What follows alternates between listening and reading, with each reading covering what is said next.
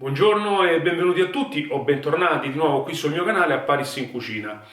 Allora, come visto dal titolo, io faccio il pane oggi. In realtà già ci avevo provato in precedenza, la scorsa settimana, e mi è venuto veramente molto bene. Tra parentesi, è una di quelle ricette veloci, molto semplici da fare e soprattutto non hanno tantissimo tempo di sviluppo per la lievitazione. Devo essere sincero che quando l'ho provata per la prima volta non ero molto convinto, anzi ero piuttosto scettico. Invece poi alla prova, e chi mi segue anche su Facebook l'ha visto su Facebook, il pane che ho preparato, veramente è venuto molto bene, ma non solo, mi è durato anche 4 giorni perché escono fuori 2 pagnotte con le quantità che io sto per darvi. Quindi adesso vediamo gli ingredienti, che sono veramente pochissimi, e poi il procedimento, e ci vediamo alla fine del filmato.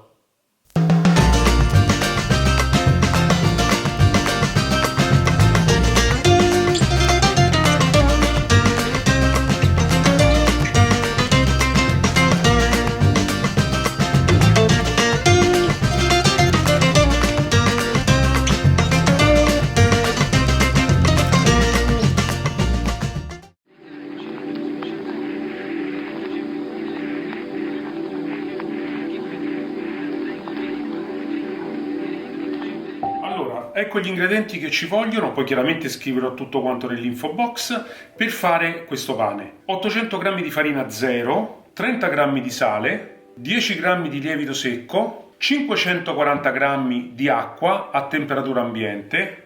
Poi come attrezzatura avremo bisogno di un tarocco, la forchetta ma per miscelare adesso le polveri e il sale con il lievito, e poi questa cosa più importante, una pentola ma che abbia, mi raccomando, i manici in metallo. Se nel qual caso avete quelle con la plastica, guardate se possono essere smontati. A volte alcuni hanno le viti sotto, quindi le svitate e le potete mettere dentro. Mi raccomando, perché questa va poi messa in forno e ci servirà appunto per cuocere il pane. Per quello che riguarda la copertura, io non avevo un coperchio abbastanza grande per coprire questa, perché questa è veramente molto grande, come vedete, e quindi ci ho messo la carta stagnola, quindi va bene anche quella. Se invece voi avete un coperchio con il manico a metallo, allora ancora meglio. Detto questo, andiamo al procedimento su come fare il pane. Cominciamo con la prima preparazione. Allora, mettiamo il sale,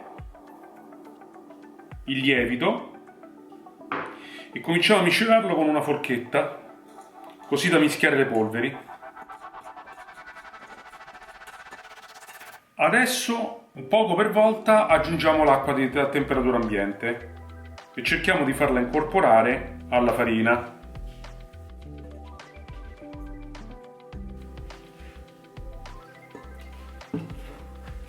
E adesso cominciamo a lavorare con le mani. Io non so voi, ma a me fa impazzire impastare con le mani, perché è un antistress incredibile. E in più, lavorando con le mani, si riesce a sentire la consistenza dell'impasto come viene.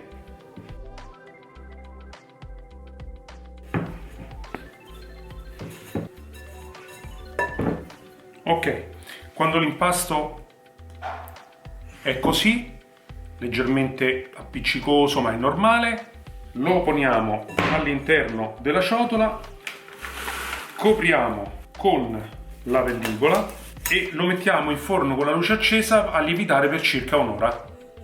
A dopo.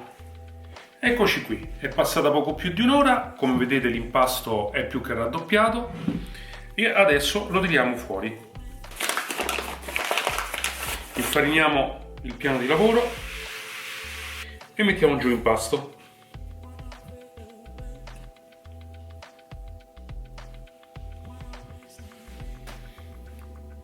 Adesso lo allarghiamo leggermente, delicatamente, e cerchiamo di arrotolarlo su se stesso.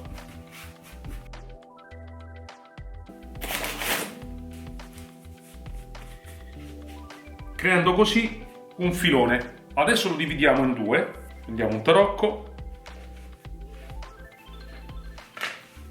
mettiamo una parte da questa parte e adesso lo allarghiamo e lo pieghiamo al libretto così,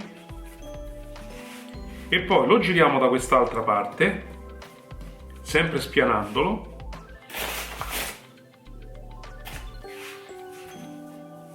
e lo pieghiamo in questa maniera. Lo riallarghiamo, lo giriamo,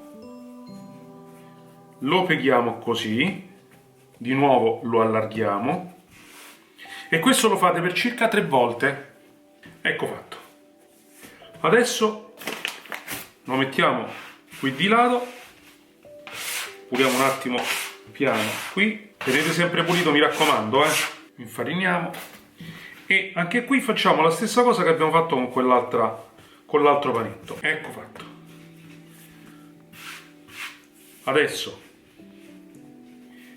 li lasciamo un attimo qui, accendiamo il forno a 250 gradi e facciamo scaldare la pentola che vi ho fatto vedere prima, ovvero questa. Nel frattempo che aspettiamo che il forno si scaldi, i due panetti li copriamo con un canavaccio. Ecco fatto. Ci vediamo tra poco. La pentola adesso è bollente, adesso ci mettiamo dentro le 2 pagnotte.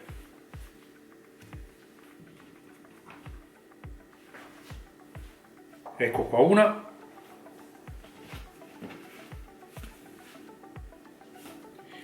Ed ecco qua l'altra. Ci mettiamo sopra un pochino di farina e facciamo delle incisioni, anzi un'incisione per uno al centro. Ecco qua, così. Poi copriamo con la carta argentata per fare appunto un coperchio. Come vi dicevo, io non ho un coperchio abbastanza grande per coprire questo tipo di pentola e quindi utilizzo la carta stagnola. Se voi nel frattempo invece ce l'avete, l'importante è che non abbia lo ripeto, il manico in plastica. Ecco qui.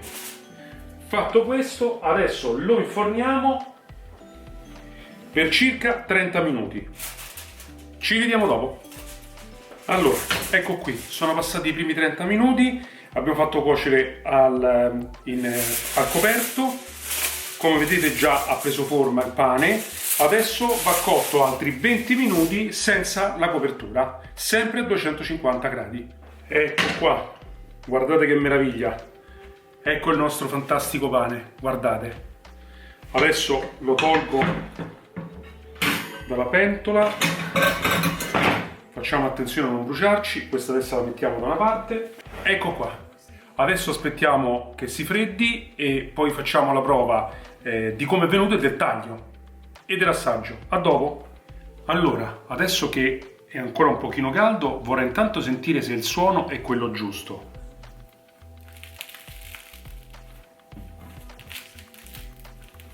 E adesso separiamo le 2 pagnotte. Wow, mamma mia che profumo, ragazzi, sentite, fantastico.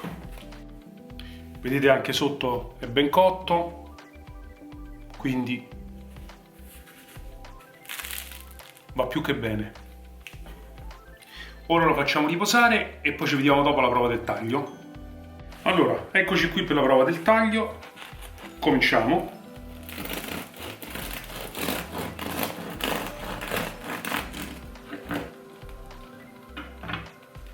Ragazzi, come vedete è ben alveolato, certo è ancora un po' caldo ma non riesco a resistere, poi quando il pane è caldo io me lo mangerei tutto anche così, senza aspettare, senza mettere niente dentro, è fantastico, ha un profumo meraviglioso, guardate, e poi il suono, è tutto questo.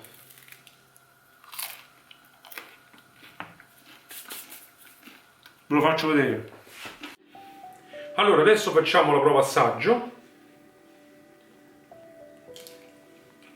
È veramente eccezionale. Cosa dire? Io penso che più semplice di così non possa esserci, anche perché anche il tempo di lievitazione è ridotto all'osso, parliamo soltanto di un'ora circa.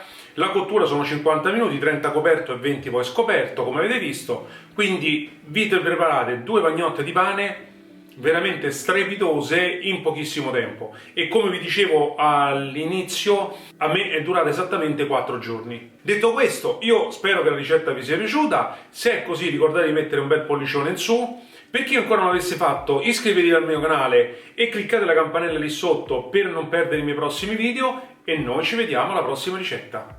Ciao a tutti!